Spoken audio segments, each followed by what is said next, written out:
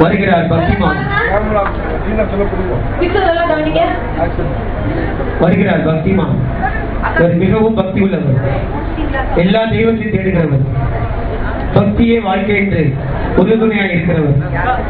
படிப்பிலும் பக்தி, பிரயாணத்திலும் பக்தி, போக்கிலும் பக்தி, வாரத்திலும் பக்தி. ஒரு பக்திமானாய் காணப்படுகிறார். இவருடைய வாழ்க்கையில் நடப்பதை பார்ப்போம்.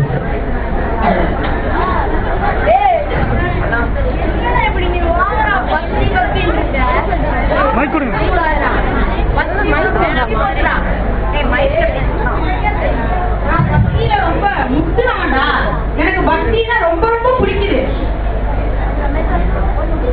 நான் கடவுள் நான் டெய்லி காலை குடிச்சு குடிச்சு பார்ப்பேன்.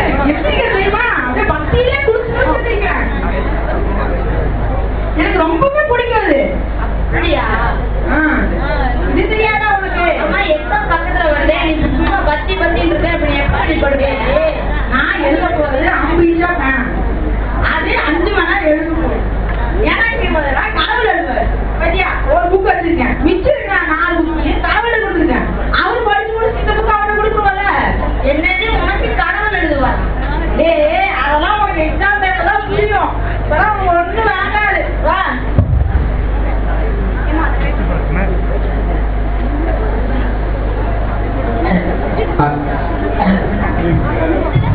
அடுத்த நபர் வருகிறார். படிப்பே பக்தியாய் காணப்படுகிறார். நடந்தாலும் படிப்பு, படித்தாலும் படிப்பு, பாத்ரூம் போனாலும் படிப்பு, பஸ்ல படிப்பு, தூக்கத்துல படிப்பு, சாப்பாட்டுல படிப்பு. இவருடைய வாழ்க்கையை பார்ப்போம்.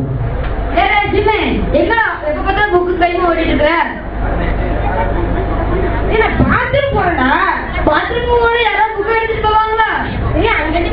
அது வேஸ்டா காமன் நேரத்துக்கு கூட நம்ம படிக்கணும்டா.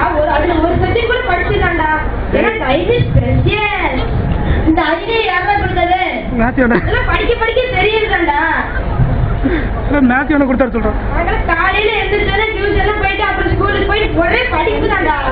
10th மட்டும் ஒரே படிப்புதான்டா. அப்புறம் வீட்டுக்கு வந்து 4 பக்கம் படிக்கிற 4 டியூஷனுக்கு போயிடுவோம்டா. அதுக்கப்புறம் ஒரே படிக்கலாம். தூக்கம் வந்து 3 டேஸ் முடிக்கிறதுனால ஒரே படிப்பு தான்டா. நீ நைட்டு படுக்கும் போது பொக்க மாதிரி வச்சுக்கோங்கல்ல, அப்போ உனக்கு எப்படி எழுதவே படிப்பேன். அது அப்படி கனவுல அப்படி வண்டியில ஏற்றிக்கிட்டே இருப்பேன். உனக்கு மனதில் ஏற்ற அப்படி என்ன படிப்பு, அப்படி எக்ஸாம் அப்படி என்ன பண்ண போற?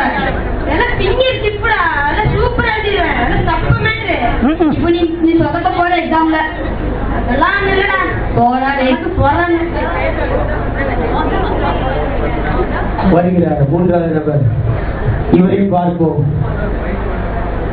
தெய்வத்தை தேடுகிறார்.